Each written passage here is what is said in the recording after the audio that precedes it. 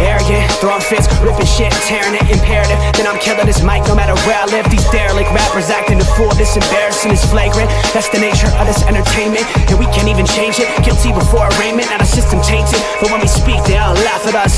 And y'all wonder why I'm lacking trust. Try to fight a giant with attorneys that can back them up. That's church versus science, both sides start acting up. I'm late on my assignment, hopping up a mile high, climbing, obviously never silent. New alignment, I'm defiant, cannot describe it. Used to describe it as a young graffiti artist. Before the beard, I always got carded. Hit every bar, even though my bar has been the hardest. The scars on my face, and I ain't always been the smartest. But I'll show you where my heart is. I said I'll show you where my heart is.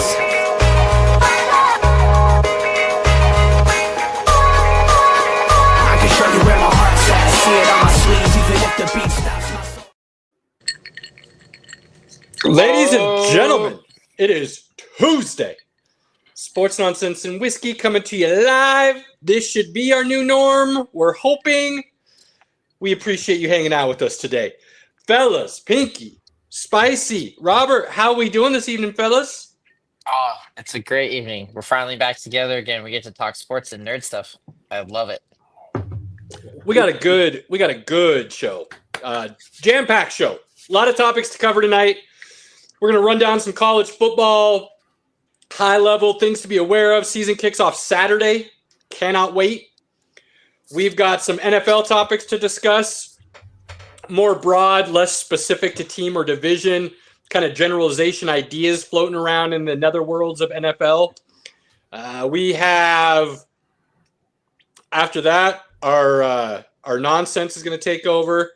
And we've got plenty to go there. Alien conversation, Peacemaker conversation, and then Robert's got a little surprise topic to discuss. That's going to be a lot of fun as well. Pinky, your hand went up. Is there something you need to say, sir? I do. Well, when we're ready. When we're ready. I don't know when we're ready. So when will we be ready? All right, we're ready. I had a little show and tell. Please okay, go right ahead, then, yeah. sir. And then we'll jump into some college football. I did share this with the Smack Talk and Raw audience, and so I thought I'd share it with you guys. I got this in the mail this week. It's a SummerSlam mini helmet with my all gas, no brakes. Yada I mean. Let's go. The Samoan werewolf, Jacob Fatu. And then my buddy Penta Cero Mero. Yeah, buddy. Let's go. Super excited. My wife's uncle and his daughter, Alex, got that for me out in New Jersey. They literally met everyone, got everything signed, and got pictures with everyone. They had a fantastic time. So, if you can't tell, Pinky's got a thing for collectibles. And he's got a pretty solid, especially Denver Broncos setup going. He is now adding to that WWE collection, but the guy has some sports memorabilia. We'll just say that. He's got a couple things. I have an issue. I can't judge. The wife is starting to get to the point that she's like, I think it's time that you get rid of some things as you replace them with new things. I was like, what? You get a storage locker if you have to, because eventually you're going to have a home with a man cave and you're going to need all of it back. So you can't start piecemealing things out.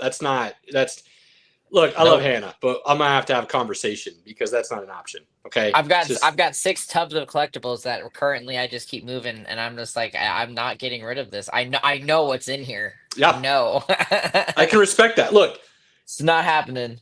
If you looked at the three of us just randomly and you looked at Pinky's stuff, you'd be like, big sports fan, dude loves WWE. There would be no questions.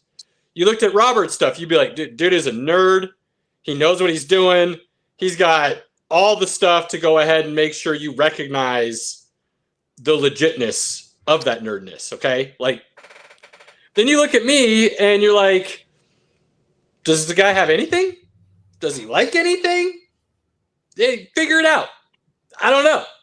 I don't do stuff. I've got some sports memorabilia. I don't put it out. I've got some nonsense stuff. It doesn't go up. I am a very minimalist person, I guess is the best way to say it. And I just don't, not that I don't like this stuff. I just don't, it doesn't hold weight for me. And then if I do end up getting it, I don't know what to do with it. And then it just sits in a closet. Like, I've got a ball, a Denver Nuggets basketball signed by Jamal Murray. The thing is literally in my closet, chilling with the clothes. You should just Doesn't put see it the light behind of day. you. There's plenty of space. You just put it right there. It's Maybe like, you know, I'll fill some you know, stuff you know, in. you know what I hear the people saying? Caleb, get a personality. Let's see it. If they watch this and they don't think I have a personality, then there's some real issues going on. You just gotta have representation, bro. You gotta show us who you are. It's about all That you need to changes. know. That changes week to week. You I'm gotta wearing have it. something. You gotta have something there. Bring out the basketball. Let's see it. Let's put it on the desk. I want to see it next week. We'll see what then, happens. And then it stays. We will see what happens. Stays. But yeah, very, very dichotomatic. I think I'm making up words right now. But you look at those two compared to me, and you're like, this dude isn't on the same level. He doesn't have the same. I do. I promise you, I do. I don't do stuff for some reason. Definitely like looking at their stuff though. Robert's got some cool Star Wars shit that I would definitely get down with. Pinky and his helmets, like his jerseys. Like I'm not against any of it by any means. Okay. I got a lot of jerseys. So, all right, where are we starting today, fellas? We gotta get the people what they want. They came here to listen to some football talk. Okay. Caleb is really talking that nasty looking. I'm not even going to talk about them, but we got college football to discuss, and there's plenty of it. Yeah, does Nebraska play an important game for like the first 5 or 6 weeks? Yeah, they do. Okay. They get Michigan week 3 without their head coach. I mean, I don't think Michigan needs a head coach to beat Nebraska, but it'll be a more interesting game. You go look at the past 3 or 4 years, and it's not going to be a cakewalk. So, you know, we'll I'm see. not a huge fan of the blue and corn, but you know, the blue and corn. Yeah, they call it maize, we call it corn. Just as far, and this is how it works. I like it. No, I like it. No, the U of M will probably win. Well, I hope we can play this back in about 6 weeks, and you guys can start eating some crow as the season folds. But I'm gonna keep my thoughts to myself this year, because last year I spoke out loud, even though I knew it was against my better judgment. And the universe heard you. It did not go well. Did not go well. Season. You know, I mean, they got to a bowl game, surprisingly. We'll see what happens this year. I mean, a lot of people are starting to pick them as a dark horse playoff spot. It's a little bit scary. The Kool-Aid is real strong this year. Real strong. Like, and extra Caleb sugar. is drinking every ounce. Look, my Kool-Aid ain't wearing off until they stop pouring it. And that's probably not happening until probably midway through the season if things go right. So what Caleb means midway through the season of like 2060, because he's still hyping them up for every year. So like it's all I will. I absolutely will. That will never go away. He continues to drink the Kool-Aid. That will never go away. I like to think, though, that while I might be hopelessly optimistic before the season starts, I'd like to think I'm fairly objective once the season gets going. It's like the Dallas Cowboys fan cycle of hope. It's like yours. It's just you're caught in a vicious time loop. It's like, oh, they're going to be really good halfway through the season. They really fucking suck. Well, next year's coming, they're going to be so much better, and then it just keeps going. Well, I've said it before. I don't mind saying this out loud. If Rule doesn't do his year 3 jump like he did at Temple and Baylor, and Nebraska doesn't see a noticeable, like I'm talking like 9 wins or more, I think this is the year that says they either can get back to that level or mediocrity is something that Husker fans should come to expect. I think this is a year that will say a lot about which direction that goes. So we shall see. We shall see. Joel Klatt had him as a dark horse just outside of his playoffs. Josh Pate picked him in the playoffs. If I remember right, Joel Klatt actually liked you guys last year too. He did, but he said it all hinged a lot on what Dylan Raiola was able to do, and I said the same thing. And unfortunately, he didn't shine as bright as he could have all year. And some of that's on him as a true freshman playing. A lot of it was on the coordinator who ended up losing his job, and Dana Holgerson came in. So we'll see what happens this year. They seem to have done the right things through the transfer portal. There's a lot of hype. People are picking them as a dark horse or in the playoffs, which has not happened before this year for the last 20. So it's not just Nebraska fans that are feeling like they should see some improvement. I think the rest of the country, college football analysts as a whole, are hoping to see that or expecting to see it. So we'll see. I'm not making any predictions. I learned my lesson last year. I'm going to keep my mouth shut and drink my Kool-Aid. That being said, Since we I weren't will gonna talk say, about though- the Huskers. say what? I said since we weren't going to talk about the Huskers. Hey, you guys brought it up. I'm just- I wasn't I'm going to just say a kidding. damn word. I'm just kidding. Now, I will say, leading into our next topic, the Nebraska quarterback is among potentially the best in the nation as far as expectations and what people are hoping to see from them. He was the top recruit or top 1 or 2, depending on how you follow the composite scores and things of that nature, when he came into Nebraska. This year, you're expecting to see the jump from him with the offensive coordinator being Dana Holgerson. And that leads into the conversation that I think, to me, right behind what I will talk about in a moment, is the biggest conversation in college football right now, which is the amount of quality quarterbacks in college football right now. Now, you're going to know the big names because they've been talked about for the draft for the last year and a half. So Aller, Nussmeier, Arch Manning, Lenora Sellers down in South Carolina. Raiola would be in that group. I mean, he's Probably not a tier lower.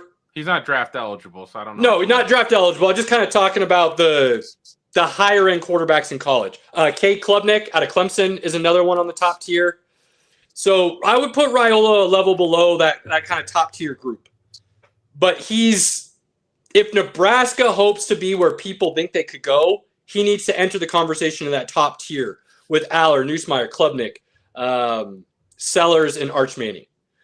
That group there is going to say a lot about where things unfold in both the Big Ten and the SEC. If Aller balls out and shows that he's, a top 1 or 2 pick in next year's draft, there's a good chance Penn State finally breaks through. A really good chance. They addressed the wide receiver room in the offseason. They brought him in some weapons. They might have the 2 best running backs in the nation in the same backfield. Bringing back a lot of starters on that defense as well. There's no reason Penn State shouldn't win. 0 reasons they shouldn't win. I'm not a Drew Aller fan. Every game I watched last season, because I was like, oh, everybody's hyping him up. I went and checked him out, and he looked like dog shit every time I watched. So hopefully he can put it out a little bit. I mean, he's got 2 great running backs. All he's got to do is play J.J. McCarthy, and they should be great. And again, if we didn't have all the information about J.J. McCarthy when it was draft time, because we just didn't see everything that the kid could do. You had to draft him on some faith that, hey, we've seen some things, we think we can get more out of him. That's kind of what you were hoping for. So Absolutely. So, and I don't necessarily disagree with you, Pinky. I don't know if he's as surefire as people were making it sound like last year. Is it like the height, weight, build? Is that why people are? I think there's a lot of that. The prototypical size, the look, big arm. Now, again, it could be because they really were lacking weapons at the wide receiver spot last year. He had Warren and the 2 running backs. So we'll see what happens with Aller. Nussmeier down in LSU, they had a down year last year. They did not live up to expectations. I don't think Kelly's the right guy for the job. I said that when he was hired. I don't think he's done anything to disprove this so far. So I think he's on the chopping block. In all honesty, I think if he has another down year, if he doesn't beat Bama or Georgia, if he doesn't get to the SEC championship game, I think you could possibly see Kelly on the chopping block at the end of the season. So Nussmeier and Kelly, they have a lot of expectations to live up to. Nussmeier is the other one that's being talked about as the one or two in the quarterback draft next year. And you know what came out today? Did you see the news today?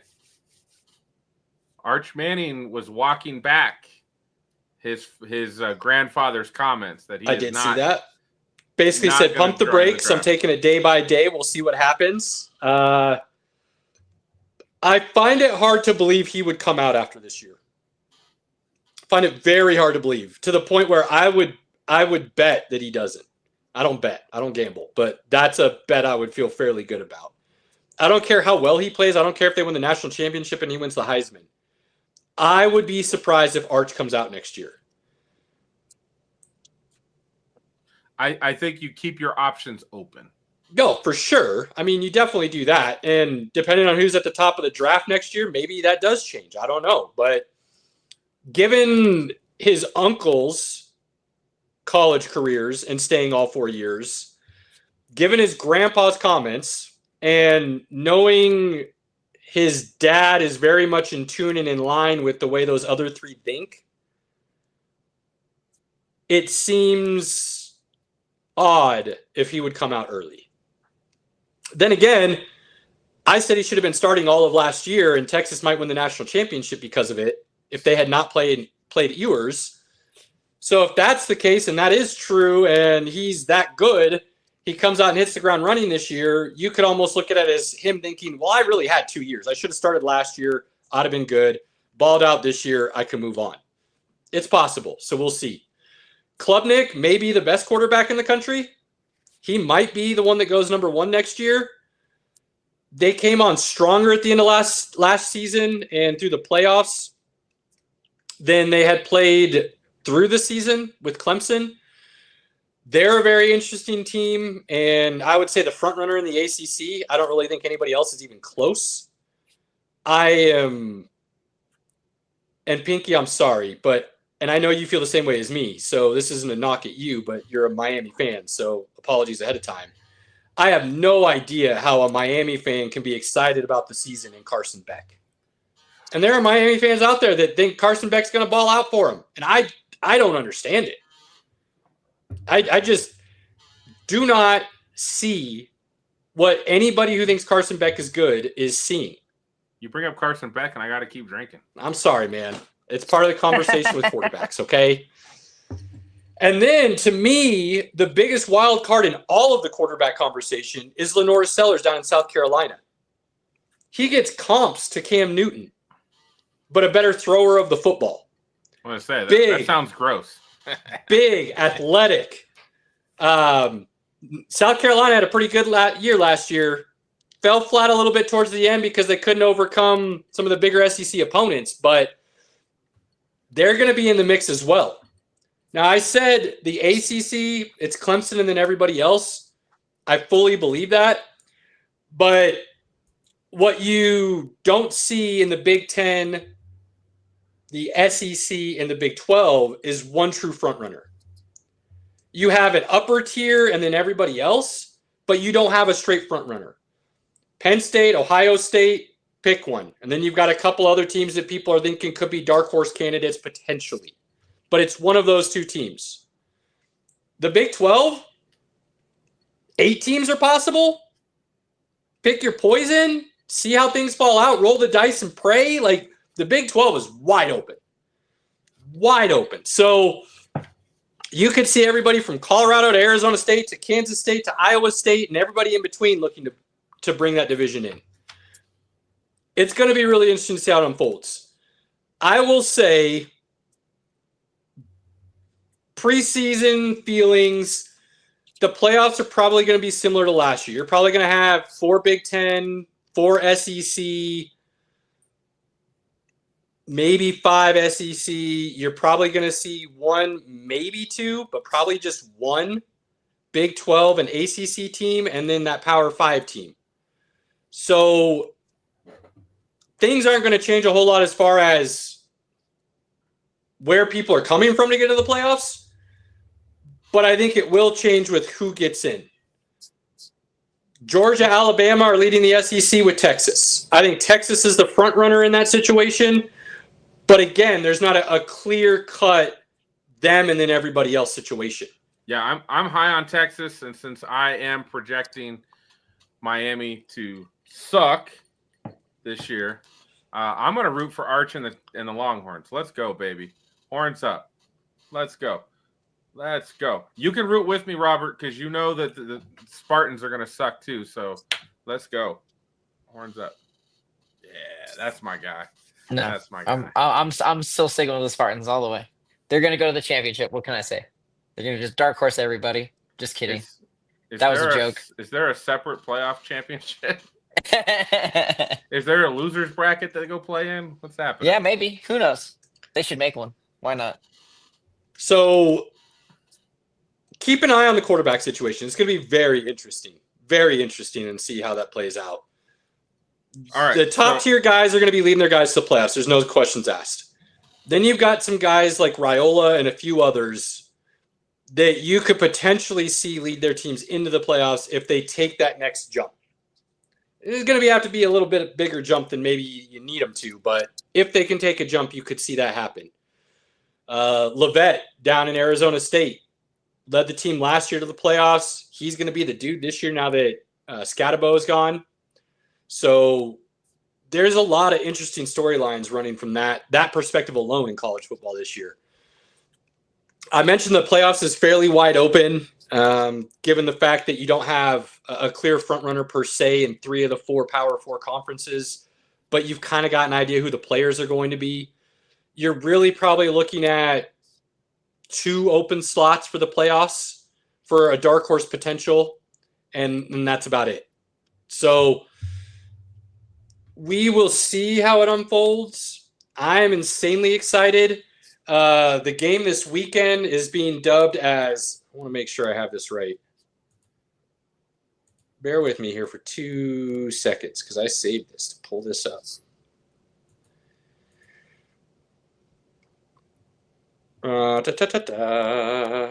It should be Farmageddon if I'm correct, if I remember right. Let's see where this went. Like a scene from Caddyshack. Well, when you get done, I did want to waiting. talk about week 1. So let's. I can't find the. I'm pretty sure it's Farmageddon though. Iowa State and Kansas State kickoff Saturday. Week 0 game. It will be the biggest week 0 game. It has playoff implications, Big 12 championship implications. Both teams are ranked, I believe. They are. If I'm remembering correctly. So it's a good way to kick off the college football. It's not your big names. It's not necessarily a marquee matchup with players that you're looking to see or things of that nature. It's just a classic college football rivalry matchup. And it should be a lot of fun to kick off the season. So Saturday, football officially back. Yeah, week 0 is kind of weird. This is the biggest week 0 game I think we've had in a long time. So I agree. Should be fun. Week 1 next weekend starts off with a banger, as we would say. Yeah. And I'm still shocked that this is a 10 a.m. game. Big noon. Stupid. I hate this.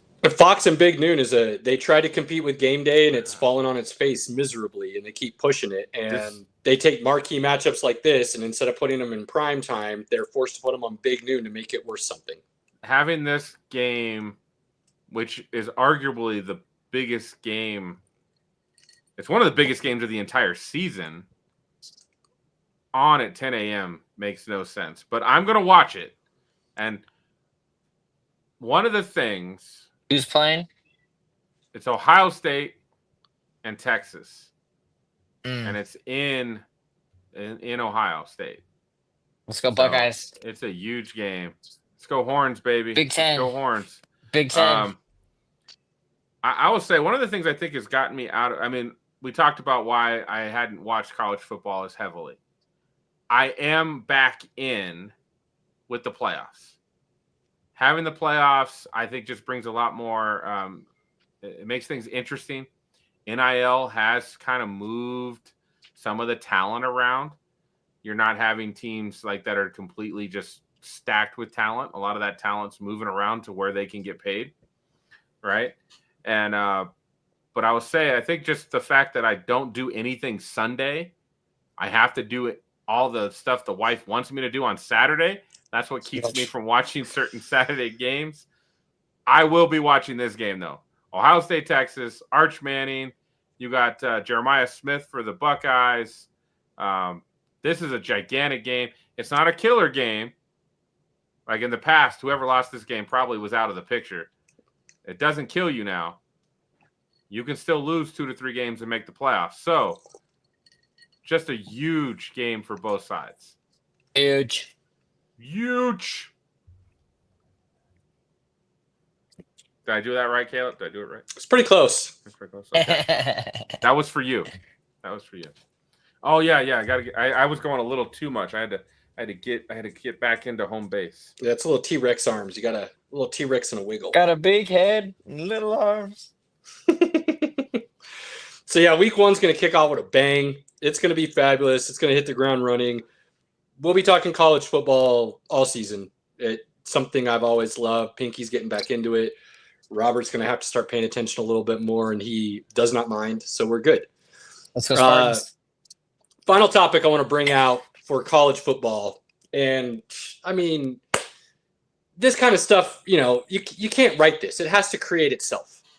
And that's why sports, if you don't believe me, is the best reality TV show you could possibly have. So come talk to us, and we will fill you in on where you need to go follow and watch to keep yourself entertained. But Auburn, thank you. Thank you for the wonderful headline. Could not ask for anything better. You have self-declared yourself. I said it twice because it's that awesome that Auburn went ahead and decided to do this. Self-declared yourself self-champions 9 times over now. You went ahead and just decided, hey, we got 5 more championships we're going to decide are ours, and we're going to hang up banners, and we're going to say we're 9-time champions, even though there's nothing to back it up. So when that news broke, Pinky, But can you guess ChatGPT who said the so. Can you guess who the very, very, very first people were to be excited for Auburn? Excited? Excited. Like It wasn't thrilled, Pinky. enthusiastic. Definitely wasn't Pinky. Alabama fans? No. UCF, University of Central Florida. Because if Auburn is going to decide that they're a 9-time champion, it obviously means that they're willing to acknowledge UCF as a champion in their undefeated season as well, right? Sure. That's how it works, I would think. Acknowledge one, you acknowledge the other. So I figured UCF was just absolutely thrilled today. Since when did college football get on Oprah? You get a championship. You get a championship. You get a championship. Everybody gets a championship. What's really fun is 3 of the 5 are from, if I remember their years correctly, 1910, 1912, and 1914. Oh, man. And the body that awarded them a championship, I have never even heard of. And I'm pretty good with my general history of sports. Never even heard of this. Pretty good. I'll give you some love on that. Yeah, you're pretty good. So right behind UCF, I think the next most excited people were Minnesota, because then that brings their 12 championships from the 30s and 40s forward to the future. So now they're 3rd all time in the rankings. It creates so much love and goodwill across college football that everybody is now able to say, we've got a bunch of national championships. I actually saw a stat today that college football has been around for roughly 156 years, and it's got 220-something national champions. I mean, the love that's being spread around in college football right now is, you can't experience it anywhere else on earth. Nowhere. Amen. Everybody gets a championship, just like Oprah. That's You get a right, baby. championship. You get a championship. Let's go. Everybody gets a championship. Let's So, go. Colorado's got one. Miami's got a bunch. Let's go. Yeah, I can't wait to see what Nebraska comes up with. I mean, we've got 5 legit. Where can we go from there? It's just sky's the limit, ladies and gentlemen. Sky's the limit. You want a national championship? You go back and look at your record books, and I'm sure there's a year that you can just go ahead and pronounce yourself the best in college football. Auburn said it's okay. War Eagle, baby. Sir. What a joke. What an incredible joke. That's awful. That's awful. You want to Where am I talk going about being next? little brother? Well, you just proved that you are little brother. We have a different contrast, Caleb. That's a good one. You That's look like true. it's cold, and I was just wearing a t-shirt earlier for Smack Talk and Raw, and I was like, I got to take this t-shirt off. I got to let the guns out. It's too hot. It's I'm just cold in wearing the a basement. polo. It's I'm a cold. nerd. So let's talk. Let's see what we're going to talk. We're going to talk. What NFL topics did we have? Now I've lost my train of thought. I Bro, know. you've been drinking too much. I haven't drank. I have not been drinking. I just had one beer. I'm just kidding. One beer. You're supposed to be the guy when it comes You're to the this. NFL guy, bro. I'm the NFL guy. Okay.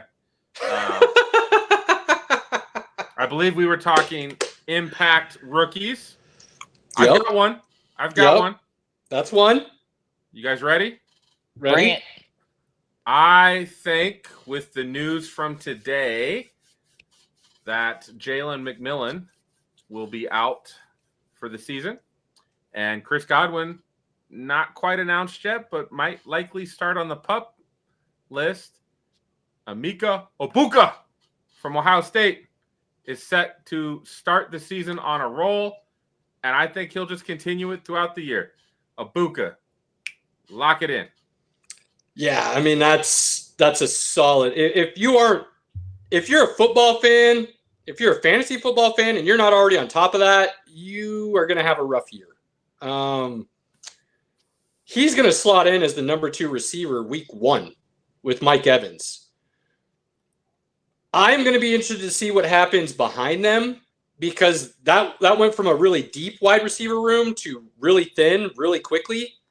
Trey McMillan's Palmer out. still got a job. Yeah, well, so McMillan, I haven't heard out for the season yet. I've heard extended, but I haven't heard out for the season yet. So I guess there's still hope maybe he could come back. We'll see. Godwin, I wouldn't expect anything from. The injury he had was in what, week 8, 9? It was fairly far into the season. The likelihood of him coming back and looking like his old self this season is probably slim to none. So even if he plays, I don't expect him to be a potential best wide receiver in the league like he was looking like before he got injured last year. I got two more. Wait. Okay. What do you think of Dan Jones being made starter? I was gonna roll with that, right? Now that Danny Dimes is the starter, I feel very confident. Tyler Warren, great season ahead of him. He's looked great in the preseason. He is catching everything. They are on it. And I would lump him in with Colston Loveland as well. I think both of those guys are in for a great rookie season that will impact their team. Fantasy-wise, I'm not exactly sure about. I know our buddies over at Old Fashioned Football, they do a lot of fantasy as well. And I don't know about fantasy for Loveland. I still know Cole Kmet is the guy there. Yeah. So I don't know. I don't know if I want to draft either one of those guys for fantasy, but as an impact, I think Loveland's going to make a hell of a tight end for them and definitely show up in the passing game. I'm throwing a little bit for you guys because, I like Loveland, though. I liked Loveland a lot coming out. When you guys took him, I was like, damn, the Broncos can't draft him. So Loveland's going to be a good player. As far as fantasy, though, I wouldn't touch him. And I think that was made very evident with the preseason game the other night. Kmet looks like he's going to be very much involved in the offense still. They've got 3 wide receivers that they're going to be slinging the rock to left and right. There's a lot of mouths to feed. Yeah, DJ Moore, Roma Dunze, and Luther Burden. are all going to get touches. And then between the 2 tight ends, they're going to throw to their running backs out of the backfield as well with Swift and whoever else runs with Swift, whether it's Johnson or Montague, whatever his name is. And I think that's evident. You can see that from Ben Johnson's days in Detroit. The only difference in Detroit was they only have 1 tight end in Laporta. Chicago has 2. And if you think Kmet isn't a legit tight end, I don't know what to tell you. I'm not going to go into details and numbers and things of that nature, but when given the opportunity, the guy has shown well. You have been a Cole Kmet fan since he got drafted, so it'll be interesting to see how they run with that, because they can go 2 tight end, 2 wide receiver. They can go 3 wide receiver. They can push one of those tight ends wide and go 4 and 1. They're going to be able to do a lot of different things in Chicago. And Caleb Williams, while he was playing a bunch of vanilla coverage, everybody understands that during preseason, he sliced that vanilla coverage up exactly the way you would expect to see a starting quarterback do in preseason against those coverages. He ate them for lunch. So if he's going to do that consistently and take another step with all those weapons Chicago's put around him, it's going to be a fun offense to watch. I'm already on record saying I think Chicago's going to have a top 5 offense this year. Pinky, what do you think about RJ Harvey being an impact rookie? Oh, man, you already know, baby. You already know. That dude, when he figures out the blocking schemes and he gets everything, second half of the season, I really think RJ Harvey, I think J.K. Dobbins is going to be great first half of the season. I think the second half of the season, RJ Harvey will take over a little bit more of the load, and our running game is going to be. I am so excited about RJ Harvey, man. He is a bowling ball. Probably going to go meet him next weekend. I think he's doing an autograph signing. I think I'm going to get my Green Bay draft helmet autographed. So, and he's cheap. I think I might get him and Pat Bryant if available. So I'm going to tell everybody right now, since we're doing a little fantasy along with this, I would pump the brakes real hard on Harvey. If you're a fantasy draft, his ADP is not going to return. His ADP is hot. I'm not saying he's going to be bad. I'm saying strictly fantasy perspective, where he's being drafted, you're not going to get that return. Dobbins is going to carry a lot more of that weight than what that ADP is showing, to the point where I think Pinky's right. I think you're going to see closer to a 60-40 split to start the season with Dobbins leading the way. And then it'll probably go more 50-50, probably weeks 5 or 6, somewhere in there, I would guess. Once Harvey's proved that he can pass protect consistently, I think then you'll see it go a little bit more 50-50. The wild card in all of this, though, the question mark in all of this, and I don't mind saying this, and anybody that watches knows, I think J.K. Dobbins is a phenomenal talent. There is no question in my mind that he is far and away the most talented running back on this roster right now. The injuries, though, have been a concern for a long time. If he misses any time this season and Harvey's playing well, you could very easily see Harvey then take over that backfield and it be a little bit more lopsided in Harvey's favor. If Dobbins doesn't get hurt, I actually expect the 60-40 split to continue the whole season. I really do, because I think Dobbins is that talented. Regardless of how talented Harvey might be, I think Dobbins can be one of the best backs in the league. That's how talented I think he is. So Denver, given that situation and everybody staying healthy, which is an if with Dobbins, I won't deny that, Denver's going to have a legit running attack this season between those two. So Harvey as an impact rookie, I have no qualms about that, because I think he's going to get the touches to do so on multiple occasions. And I think they showed in the preseason, they're willing to not just give him the touches 20-20, they're willing to give him the touches in the red zone as well, which is a big deal as a rookie running back. So while I think he'll be a quality draft pick and player for the Broncos this season, if I'm fantasy-wise, I'm running from that ADP. Like, he's going in, I think it's the 6th or 7th round, somewhere in there in most common drafts. Dobbins is going 4 rounds later than that. Right. So as far as fantasy goes, I'm not touching that Broncos backfield unless I'm getting him in the later ends of my draft. I'll take him, though. Don't worry. I'll take him. Jahdae Barron, Caleb. I think he's going to have a rough rookie year. And that's not whether or not he's talented or not. It's you're playing opposite Pat Surtain. And people are going to pick on you left and right all season. And it is very rare that a rookie can come in and hold their own at that position in the NFL. I think he's going to see some struggles, and they're going to have to do a lot of rotations over to his side to make up for it. And it's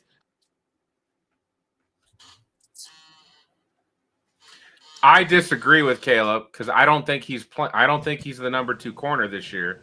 Riley Moss is still the number 2 corner. So I think they're going to move him around and play him more in different positions to take advantage of the offenses that they're playing against.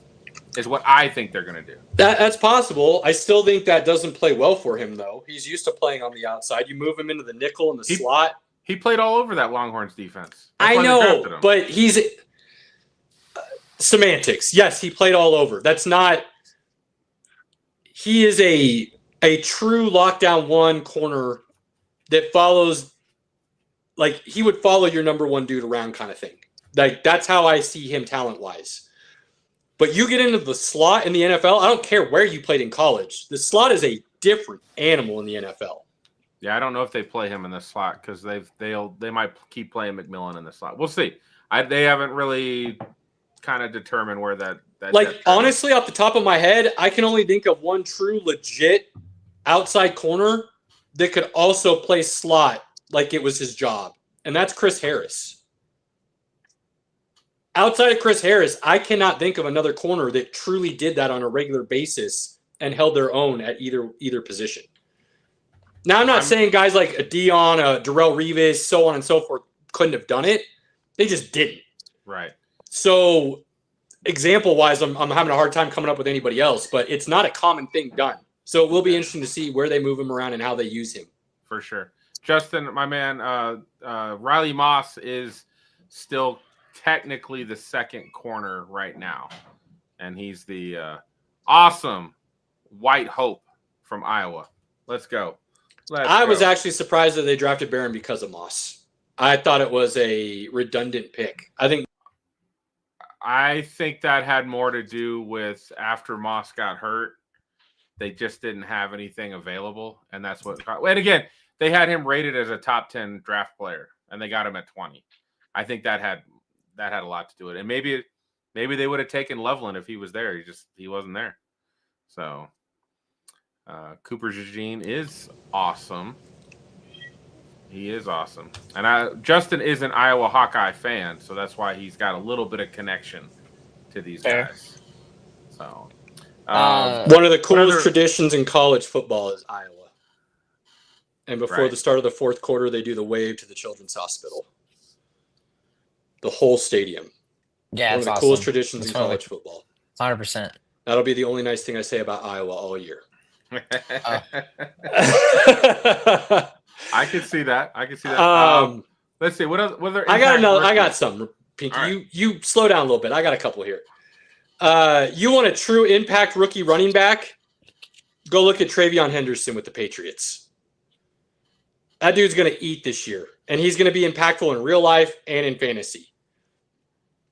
And they're going to use him in all sorts of ways. Are they kicking Ramondre Stevenson to the curb? No, I don't think so. I think they run it too.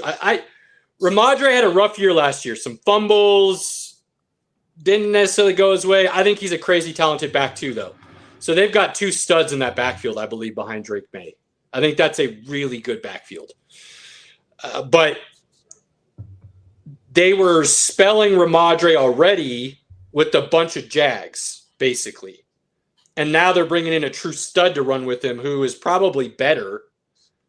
Maybe not out the gate, but probably better. Actually, I would say he's better. I love Henderson's game. Dude never fumbled in college, if I remember correctly. I mean, he's like an instant coach's wet dream.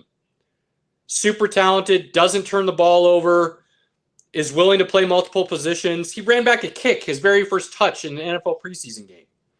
The first kick of the game, he ran back, 100 yards? So they're going to be really well. TreVeyon Henderson's going to do work. Another one that I think is going to be a little bit more under the radar, but I have already mentioned his name, and he's not going to have necessarily the fantasy impact, but he's going to have that real world impact. That's Luther Burden in Chicago. I think what he's already put on tape in the preseason, yes, it's second and third stringers he's playing against, but he was smoking them. Now he gets to come in and play the third wide receiver behind DJ Moore and Rome Odunze. And I am on record saying I believe he was the best wide receiver in that draft.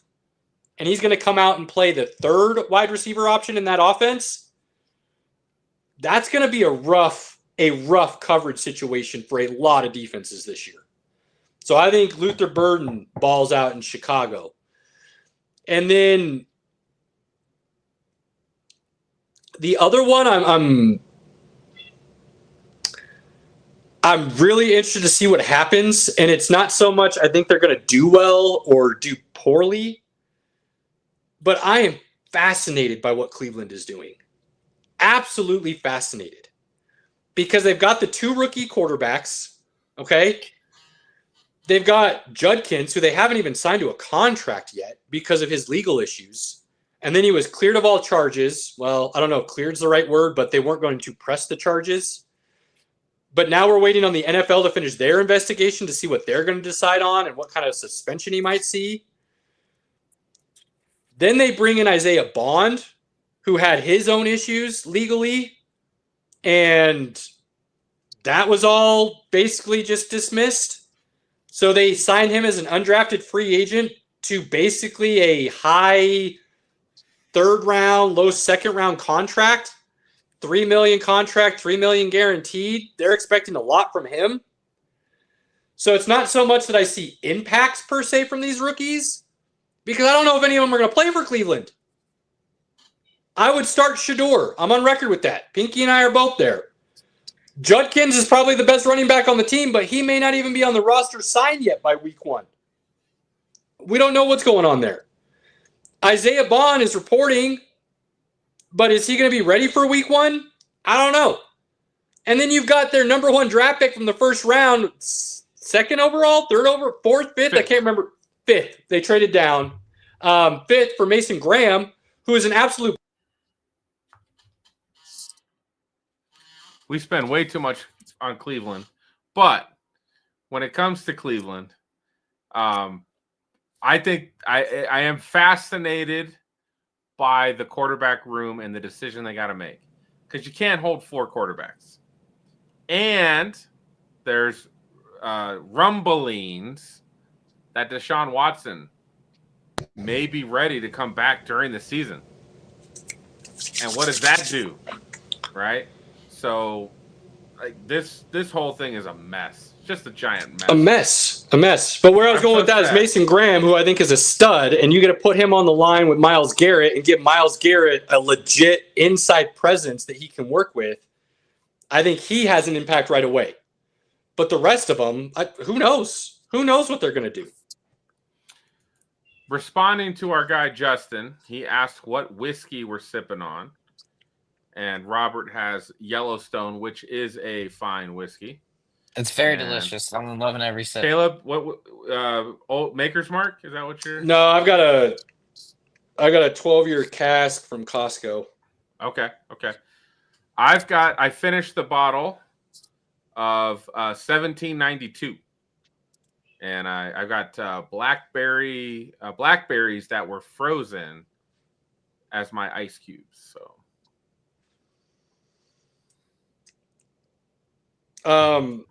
If Cleveland plays Watson, we got bigger issues, dude. So the only way Watson plays is if Jimmy Haslam says, "I don't give a damn what you say, Stefanski. He's ready to play. I'm paying him a shit ton of money still. I want him to play." I think that's the only way he hits the field. But I mean, can you name another athlete with as big of a fall from grace, both on and off the field, as Deshaun Watson had? I mean, we talked about it, man. When you're out of football for 2 years, like you might not get that spark back. It's wild to me because I can remember like it was yesterday talking to Pinky and convincing him to come over to the Watson bandwagon. That's the stinkiest take I've heard. Kenny Pickett would not have won this starting job. Kenny Pickett's awful. One or given. I think those are two different things. He might have been given the starting job. He definitely would have won it. That dude is not that talented. Damn it, where was I going? What was I saying? We were talking to Deshaun Watson and then Justin distracted. Before everything hit the fan with Deshaun, I had just gotten Pinky to the point where he was willing to admit he was wrong and Deshaun was a top 5 quarterback in the league. And then it came out that Houston was willing to possibly listen to trade offers. And I went all in Denver Broncos, Deshaun Watson. Within a week of that thought, I think I was out. Because all of a sudden, all this stuff started coming out. And I was like, I don't care if he's guilty or innocent. That kind of backstory is not what you need on your team. And then obviously it escalated from there. So you talk about the off-field stuff that caused the issues. Then you talk about the injuries that cost him the ability to even try and really come back. An injury is what he was originally out for before all this stuff hit the fan anyways. It's just wicked. And Cleveland is playing with fire. I love me some Joe Flacco, okay? I got nothing against Joe Flacco. I said last year, if he managed to somehow go on a run and win a playoff game with Cleveland, I'd give him Hall of Fame status because of what he did in the playoffs and his Super Bowl runs. And then being able to do that, Pinky only thinks short term. If you don't have a solid career book of stats to add up to, you're not Hall of Fame for Pinky. Just because you won a Super Bowl does not mean... It's not just winning the Super Bowl. He had arguably the greatest postseason run a quarterback has ever had. It was good. It was good. And I've always said, if you shine the brightest when the lights are the brightest, that carries more weight for me. So there are ways that I could have seen Joe Flacco getting into the Hall of Fame without a really good career simply because of what he did in the postseason. Gross. It's the reason Eli Manning's getting in. If Eli Manning doesn't have 2 Super Bowls against Tom Brady, that dude's not getting into the Hall of Fame. And he shouldn't. So I look at the Hall of Fame a little bit differently than I think a lot of people do. And that's fine. Definitely different than Pinky, that's for sure. Look, Flacco's not a Hall of Fame QB right now. He had to do something special last year and he didn't. So let's not get it twisted, okay? But starting him is it's a wild concept. A wild concept because you've got all these rookies and then the dichotomy of that with Cleveland is then they've got like all these vets, like old vets. There's not a lot of middle ground with Cleveland. So it's not like Stefanski is playing Flacco to save his job. I think he's honestly doing it because he thinks that's their best option to go win games. You have to play Flacco right now just because I think the locker room probably thinks that's the best way we can win is having Flacco play. So, and Pinky thinks it's going to be the worst team in the NFL. I don't think their roster is as bad as people want to make it out to be. I think they can be competitive. We'll have to wait and see. But that rookie, I don't know how many of them are going to be impactful. I think Graham will be impactful with Garrett right away. So But the other 3 I mentioned, the other 4 I should say that I mentioned, I don't know. I'm very intrigued to see what Cleveland does with it. Would you do a whiskey bet on it? No. A whiskey bet on what? On Cleveland being a top 5 draft pick team. No. Because they could finish with 5 or 6 wins and still be a top 5 pick. They're not going to be good, bro. I didn't say they're going to be good. I said they're going to be more competitive than you believe they will. I don't think they're going to be a doormat of the NFL like you do. I think they're going to be freaking terrible. There's still a doormat of the NFL. That hasn't changed. Terrible. They're going to be terrible. Terrible. Get my best Charles Barkley. The last rookie I'll give you is one Pinky has already mentioned. That's Tyler Warren. and I will jump on that bandwagon with Pinky. They are going to find ways to make sure he gets touches, and he is going to have an impact right away. The interesting thing about Indy is that offense is not without talent, like people may think, because of the quarterback situation they're going through. But Pittman and Downs can both catch the ball and play. Now they have Warren as a true tight end, and you still have Jonathan Taylor, who on any given day might be the best running back in the league. So if Daniel Jones can be average, then it comes down to whether or not Indy's defense can be better than, Cincinnati was.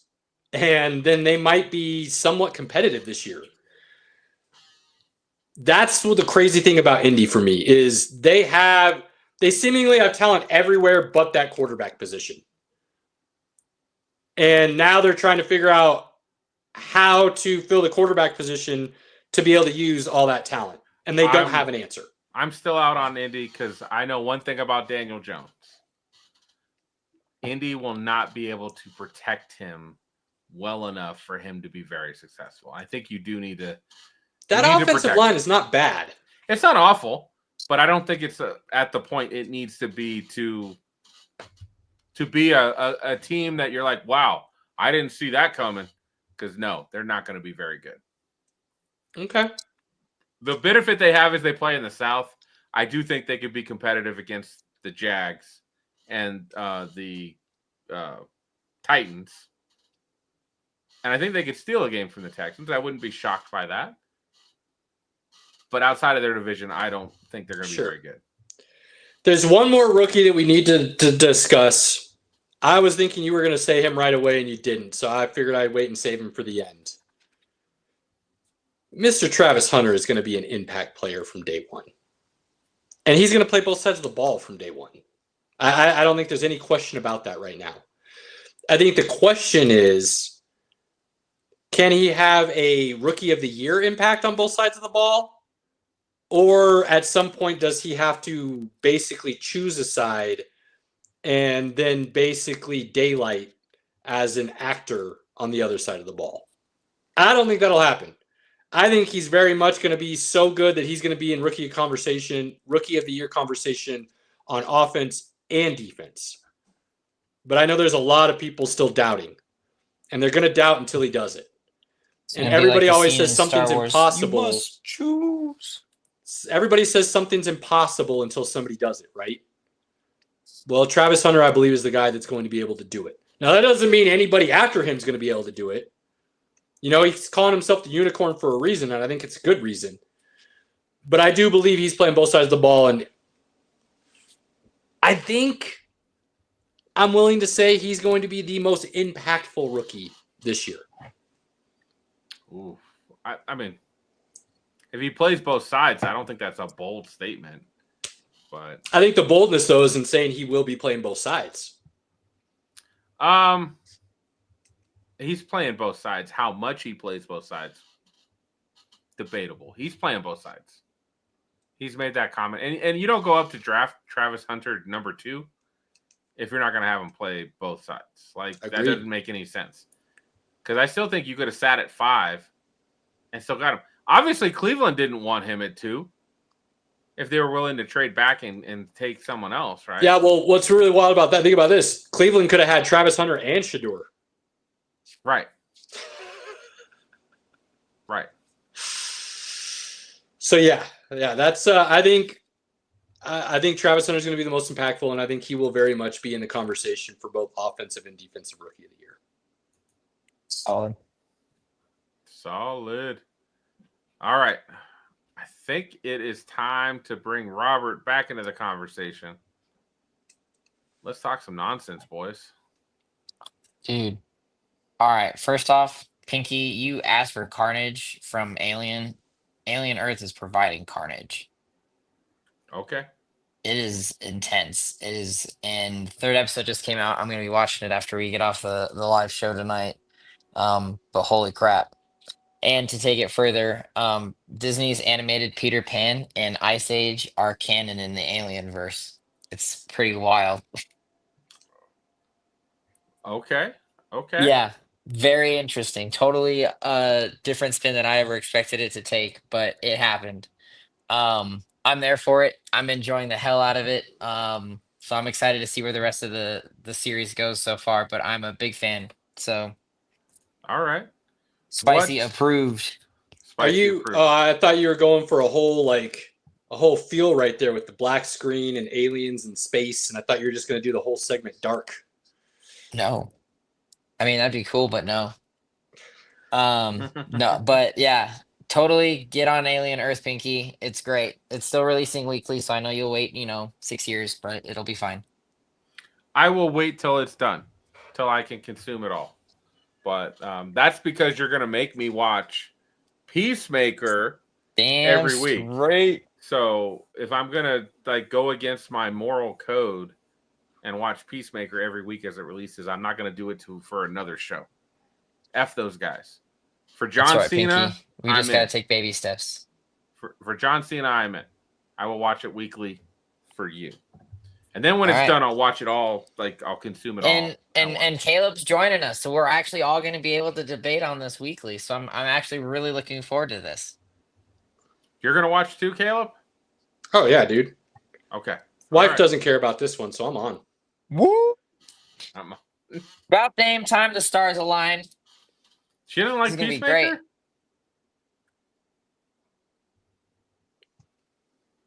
She doesn't She like didn't like- Peacemaker. Oh, she just didn't see it. She might start watching it, but I'm not gonna. I'll go back and watch it if I have to. I'm staying Better on top of hold this one. true to your word. Hold true to your word. It was said Yeah, here, everybody. Hold him Yeah. accountable. I'm going to hold you accountable. I will watch it. It's Thursday, right? Thursday. Okay. Yeah, I will watch it Thursday. Nothing else is really on Thursday. I will watch it. We will be ready for Tuesday. Are they doing 2 episodes or just 1? I'm not entirely sure. I believe it is 2 episodes, I would guess, but let me check. And I'm going to say something here. John Cena You is say amazing. something. He's done his Not press amazing tour. enough. He's done the press tour for Peacemaker in his Peacemaker suit. Peacemaker outfit. He did that for season 1. He did. And he's done it again for season 2. And I love it. I love it. I think it was Variety that had just come out with their rankings, but they said that Dave Bautista is the better actor or wrestler turned actor, and John Cena is number 3. Right. I It's don't not think, even close right now. Yeah, I don't think that's a debate. His range, Batista's range. John is- Cena has one good role right now, and it's Peacemaker. Yeah. You could maybe argue that role he did with Amy Schumer, I can't remember the name of the movie, was solid. He was good in Trainwreck. I will say Ricky Stenicki. What he did in Ricky Stenicki was pretty damn good. What's Ricky Stenicki? It's on Prime. It's funny. Oh, I don't know about that. So okay, maybe a couple more, but So it's him and Zac Efron, and Zac Efron and his buddies when they were Yes, I do remember kids, this. created a fictional kid mm, to always blame for anything they get caught for. It was Ricky Stenicki's fault. Ricky Stenicki doesn't exist. So they found an actor. and they found- oh yeah, I never saw it, but I do remember what you're talking Yeah, about. funny. I never saw And it. he was but- Ricky Stenicki. Yeah. if you've got a little bit of time, you're looking for something. Ricky Is it Stenicki, solid? It's Okay. funny. I will say John Cena's come a long way from his early acting days and some of those action movies he was doing Oh yeah. to I what mean, he's he doing made it now to the with Fast and Peacemaker. Furious franchise, right? So Hey, it's complete. Well, have you heard him talk about his early movies? Oh yeah. He didn't care. Yeah, he's basically said he did the craft a very big disservice and he learned a valuable lesson and things changed. So I can He got respect humbled. that. He got Yeah, I humbled. can respect that.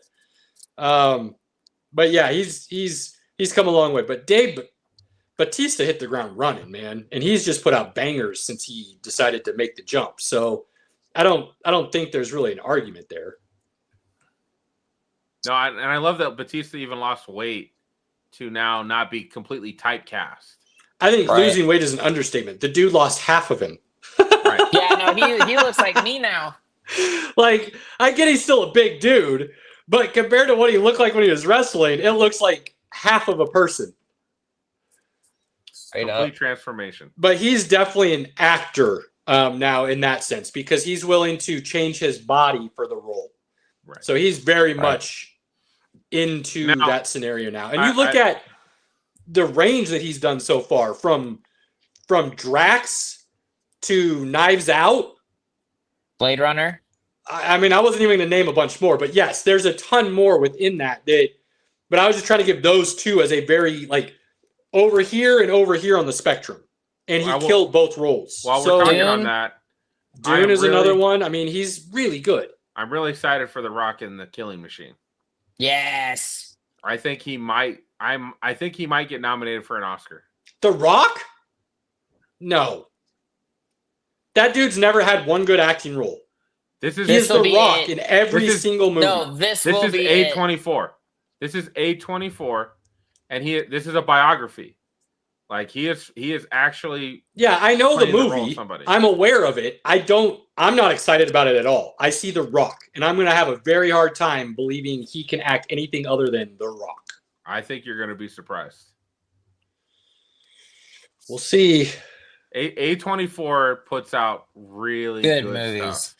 So I think The Rock. I don't know if he'll win the Oscar, but I do think he'll get nominated for this role. I think they made a mistake casting him in this role. I don't think he's a good actor. I've yet to see him do anything where I'm like, oh yeah, I believe that now. He's not The Rock. He's Dwayne Johnson. Have yet to see that. You're But telling me in Jumanji that wasn't it for you, Caleb? No, I'm just kidding.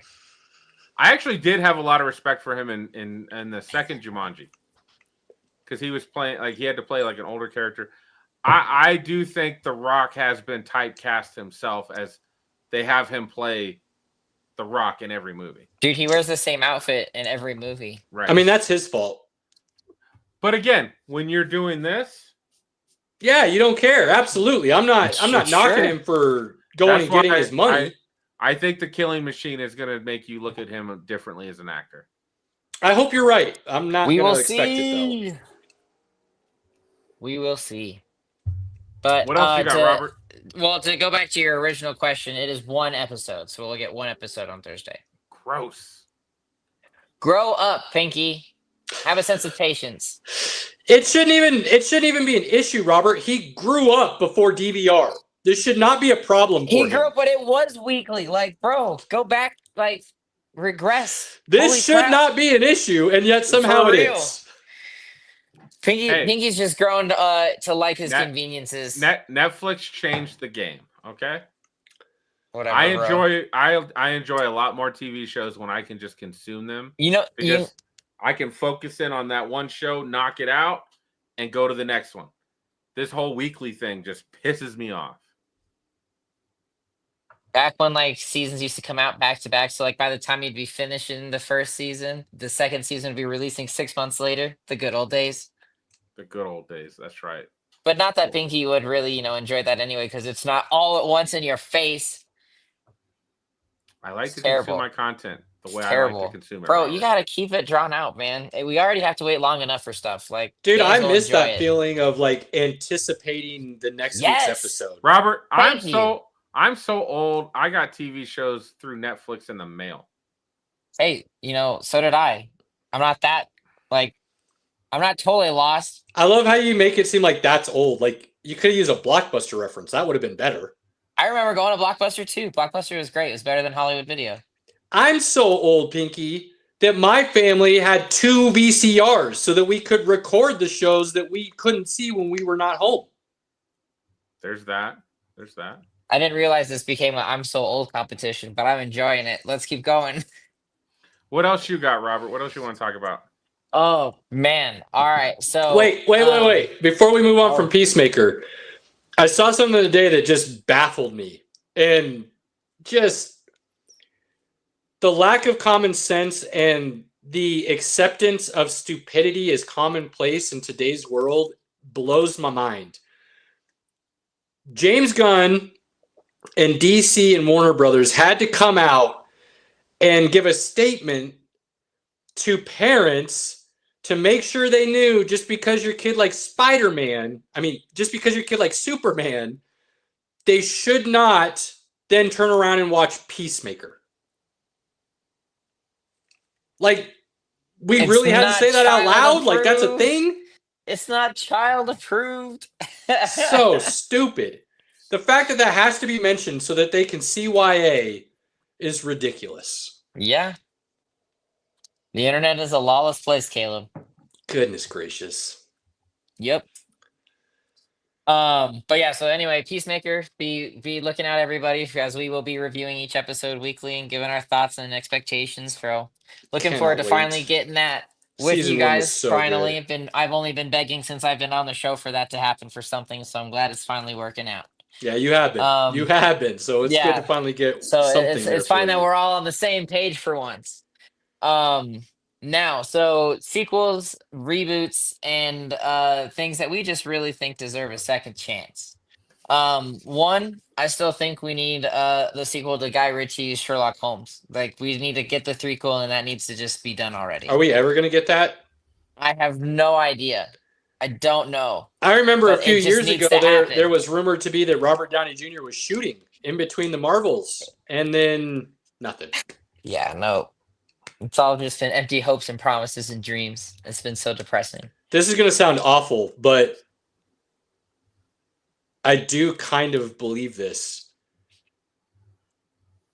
I would have rather gotten the third Sherlock Holmes than Iron Man all the way through. And I say that because they're now Yes. changing him to Doctor Doom, and I hate that. Yes. Yes, Caleb. Thank you. I completely agree.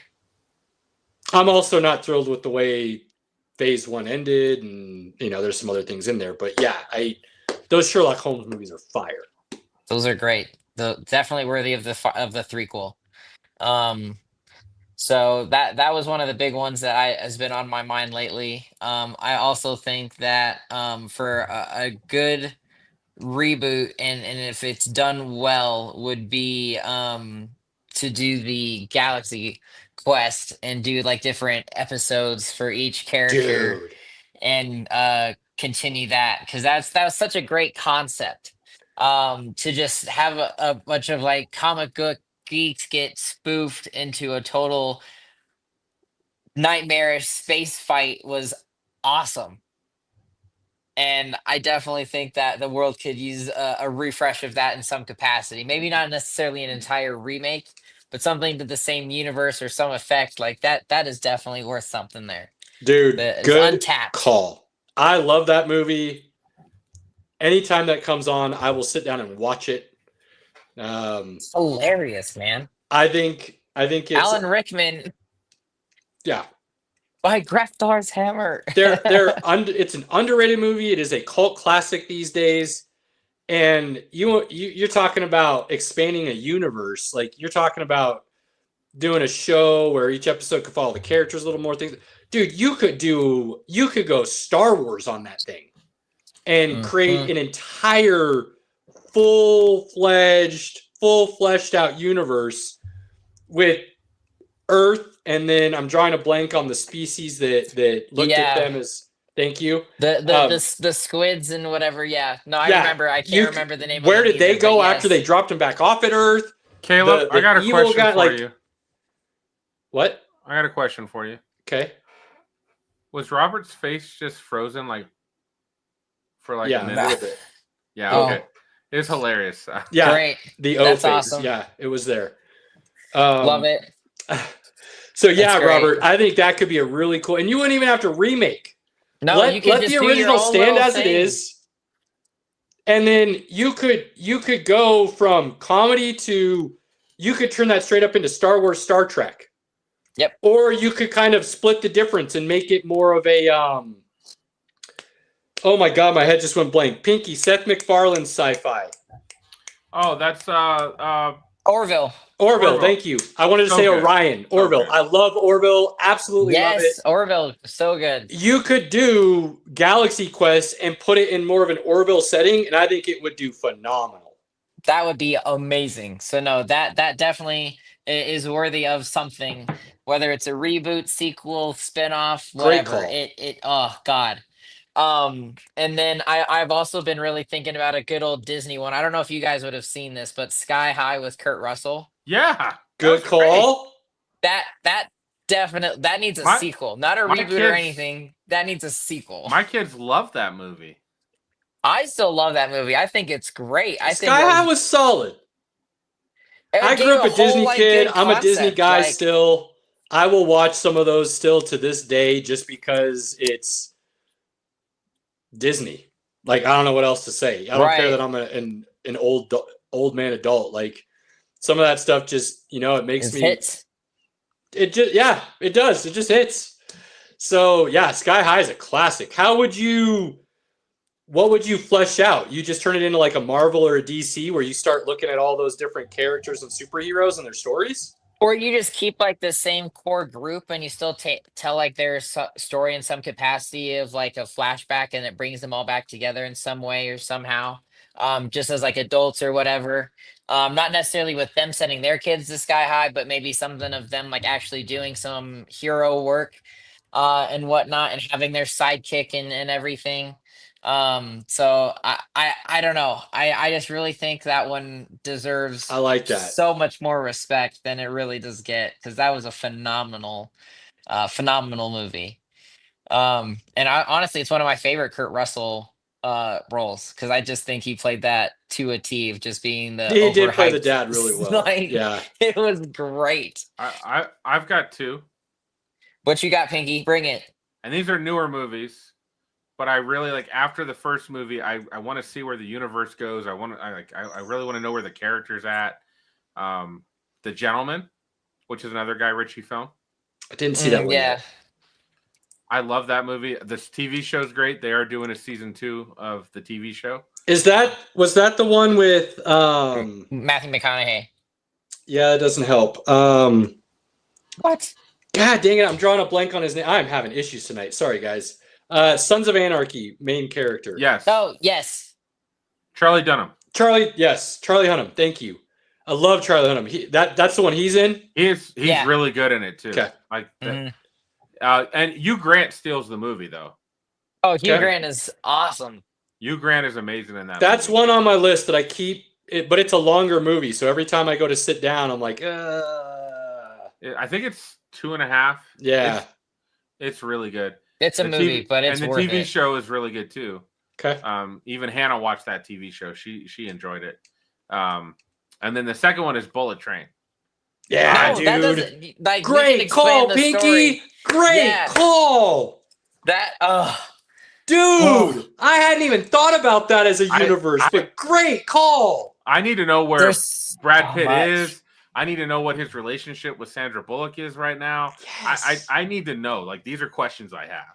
Yeah, no, that was all solid. And every time, like, I go back to the first time I watched that movie, and I'm like, damn, I really enjoyed this movie. And I really am pissed that I didn't see it in theaters, because it was a great movie. I saw it twice in theaters. I hadn't Yo, even thought let's about that. go, That is Pinky. a great call. You could turn that into like a John Wick universe. Oh, absolutely. Dude, Pinky, brilliant idea.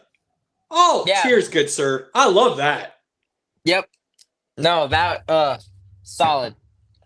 I told Um, everybody I could tell, watch Bullet Train. That's how much I love that movie. Dude, no, that was that into I a lo- universe could be really cool.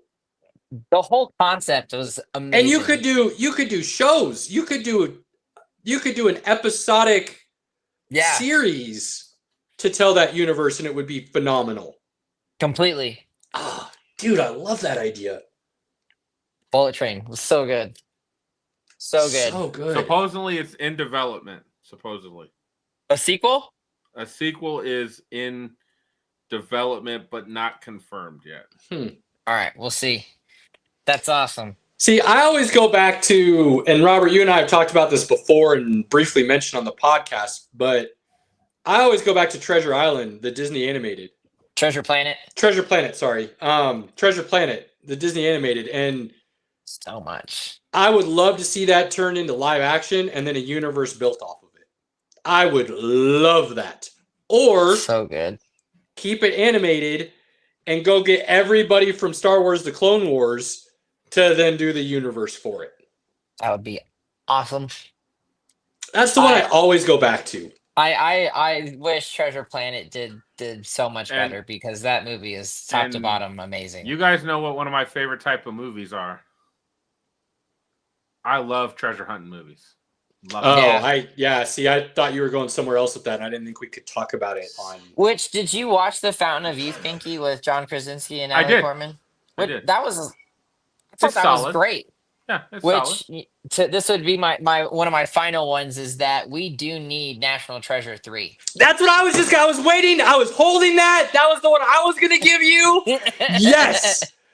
We absolutely need a National Treasure 3. Oh Like, my I need to know God. what happens. I What's love on those page movies so 47? much. What's on the page? I need to know. Oh, dude. Yep. I love those movies so much. You know, and the TV show wasn't bad either. On Disney I didn't Plus. see the TV show. I didn't. It- I know it it's was out there. solid. Just again, solid. I'm how far behind on so many things that That's fair. it is what it is. Did you watch Blade Runner 2049 yet? Yeah. What'd you think? Um. You never brought your thoughts into the chat, so I was wondering if you had actually watched it. Yeah. Sorry, I gave you my thoughts on the original Blade Runner and not the second one. Oh no! Wait, Caleb! No! Caleb!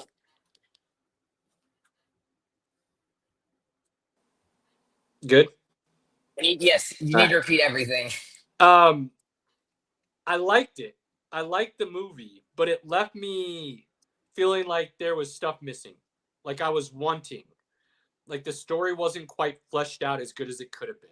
I have Sure. a hard time explaining the missing feeling I have, but I just walked away from it going, good, not great.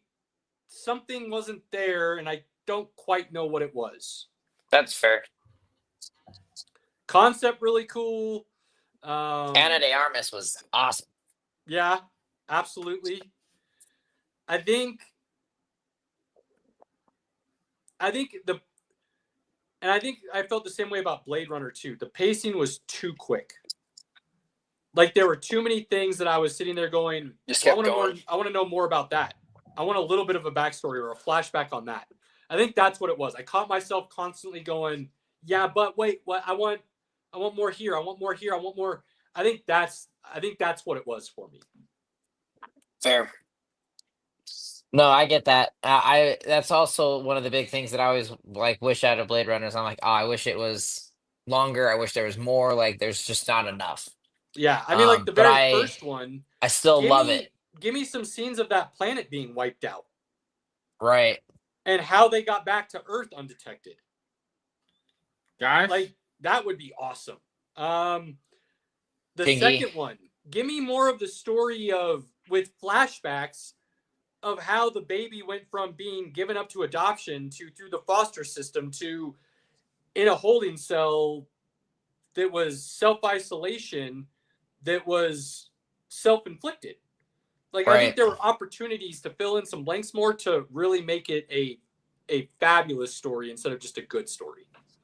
Fair. What's up, Pinky? we're getting a Knives Out 3. Yeah. I've known that for a while. It's I I coming haven't not seen know soon. that. Knives Out 2 yet. Comes out in What? December. Glass Onion? Dude, Glass Onion is hilarious. Glass I haven't Onion's seen it yet. really The wife, good. that's one I gotta wait for the wife because we both liked the first one. No, Glass Onion's great. And when the wife's bedtime is 9 p.m., it really puts a damper in trying to catch up on things. Yeah, Dave Bautista's in the second, is in that one. Yeah. Solid. It's good. It's good. Trying to think if there's anything else that I've had an urge of thinking it needs more. Alita Battle Angel definitely needs a sequel. You know, I wouldn't be mad at a sequel, but I walked away from that going, this was James Cameron's opus. Like, this is the one he had been trying to make for years. Like, okay. Like, good movie. I don't think it was anything to, like, I feel Fawn like over. there's maybe a lot on the chopping room floor. Yes, that probably. one. absolutely. Probably. I think there's probably a lot more that would have made that movie like, oh damn. So I could see that, but I walked away from it going, okay, this is a, you know me, Pinky. I put it into If it's really good, you can get me into the theater, which is a big deal. If it's just good, give me my couch and I'm fine. Alita Battle Angel wasn't even a couch movie. It was a Saturday afternoon nap movie for me. Like, good. I don't know about that. It was good, but I'm not going out of my way to watch it.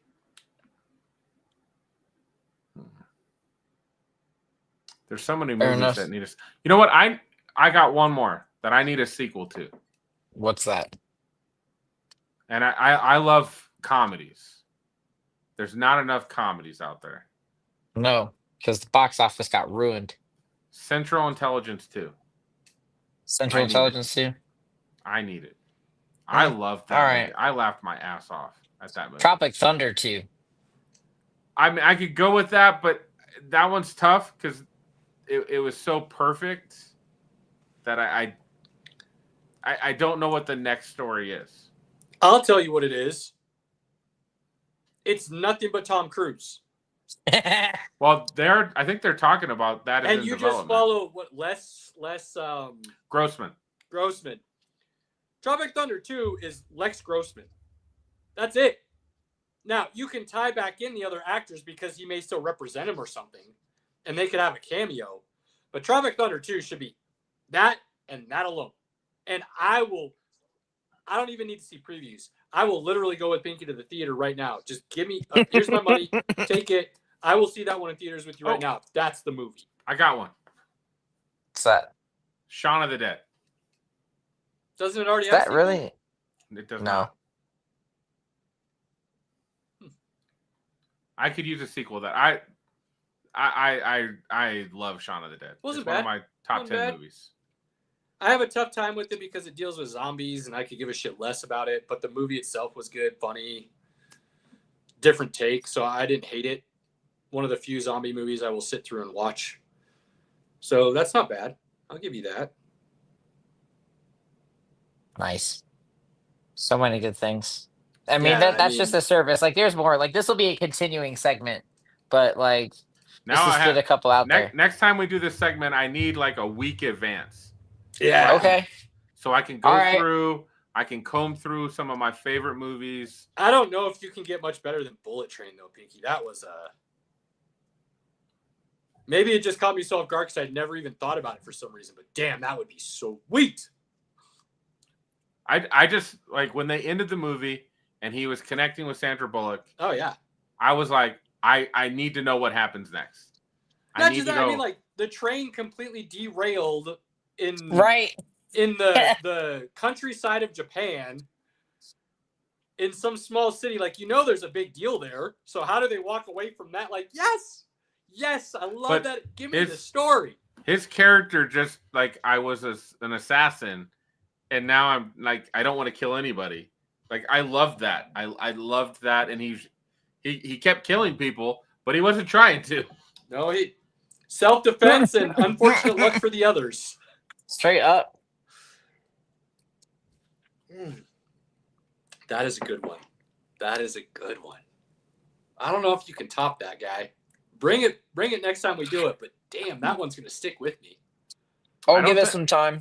I don't know if I'll I'll give us some top it, time. but I think there's a couple out there that I would feel pretty confident would be good sequels. I will have to, yeah, because like if I ever next time we do this, I will literally sit down and really go through this more.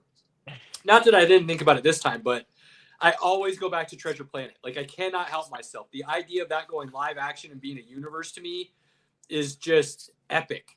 So I get stuck in there.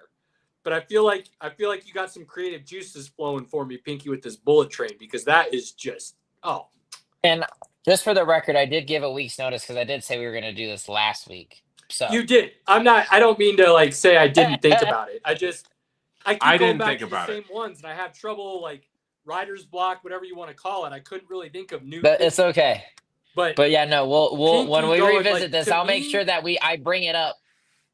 And I set something up so that way you guys know where to think about it. yeah. This gives me a new perspective. Pinky opened up the floodgates with the Bullet Train comment, and for whatever reason, I had never thought about it like that. And now I'm just like, so it's going to be a lot more fun next time because I'm not going to be stuck on this Treasure Planet as much as that I want to see that. I won't be stuck there. I'll be able to see beyond that next time. Solid. I love it. Robert, All right. wrap it up for the nonsense, good sir. Oh man. Final thoughts. I am getting ready to. I just finished my own creative block. I finally got through the Dark Tower series. I'm gonna take a break from a long book, and I'm actually gonna read the short story, The Long Walk and the Running Man.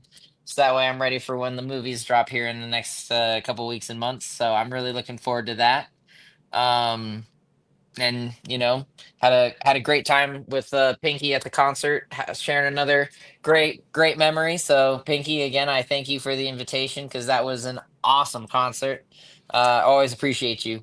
I can't wait till Robert's pushing you and me around in some wheelchairs and I finally get to hang out with you guys. Cannot wait for that day. That'll be great. That'll be great. That'll be Finally, a you fun just be day. like, Caleb, these are all the movies and TV shows that you missed. Right. I'm just gonna reel you and you can't go anywhere. Just wheel me around to whatever concert we're going to and I'll watch them while I'm rolling and we'll get caught up. I love it. I love it. Pinky, final thoughts, good sir? Man, football season is here, boys. And we are in for it. Like, it's college football, NFL football. I will say the best time every year is football season. It is. Because it doesn't matter how shitty my day at work is. It doesn't matter any of that. I know there's football Monday. I know there's football Thursday. I know there's football Saturday. I know there's football Sunday. I always have something to look forward to. Well, and if you're really getting back into college, you're going to get some weekday, Tuesday, Wednesday stuff too as well with the MAC and I can't touch that stuff because I still got to watch wrestling too. So those games are so much fun. Pinky's dance card is full. I didn't by know the wrestling way, happened on Tuesdays and Wednesdays. NXT is on Tuesday, so Caleb, Oh. I do have to interject because there is something I did forget because Pinky is on the hot seat this week. He's on the hot seat this week. So I go to a weekly trivia here in town. And this trivia week is Denver Broncos trivia. So Pinky is coming to aid in our team. So we will see how this goes. There will be an update later this week. Do not fail us, sir. I mean, if they pull out questions from the 60s and 70s, that's where it's like I'm okay, but I'm not amazing. And Pinky, you Do do not need to fail come us. dressed up. You do need to come dressed in Broncos gear. Oh yeah, I got you. So just I'm saying. always wearing Broncos, baby. Always. I wearing know. Broncos. I know. I'm just saying. There are expectations of you. I've set the bar high. I like You it. are coming in. I like it. We'll need that update next week. With that being said, I don't have anything to say. Let's go. Cheers, everybody. Until next week, we cannot thank you enough for your love, support. Like, follow, share, subscribe. Please, if you enjoy us at all, I know it's cliche. I know it's ridiculous to ask and say it, but something we got to do. You do not understand how much that helps us out. So if you are enjoying us in any capacity, please follow us, subscribe, share, interact, send us questions. We barely touched on fantasy, but we love it. We just don't have time to talk about it because of everything else that's going on. You want a draft kit? I do them. I make up draft kits for buddies. I'm good with talking it. Pinky will do it all day. Robert will tell you his couple years of experience and then tell you to come talk to us. It's okay. Next show. Right? Next show. If you have a nerd debate you want to go out, shoot Robert a message. Shoot the chat a message. We will all jump in. I'll jump in and tell you I don't know what I'm talking about, but here's what I'm thinking. And then I'll wait for everybody else to jump in so I can learn some more. Interact. It's what this is all about. It's what we're trying to build this off of. If we ever somehow blow up, we're never going to take that away. This is what we enjoy. The conversation. The differing of opinions. Okay? So, to everyone out there who supports us, thank you. Truly. It means more than we can ever say. The words are not enough. If you have that moment with your family, loved ones, friends, inner circle, whoever you consider that to be, Do not take it for granted. Cherish those moments. Jump on them at every opportunity you can. We will, and we're going to. And if that means 1 week somehow we're all not here, you'll know why, because we're very clear about our priorities. Facts. We do believe that should be the priority at the top. And then you get to come hang out with us afterwards. Until next week, gentlemen, always a pleasure. Peace. Cheers.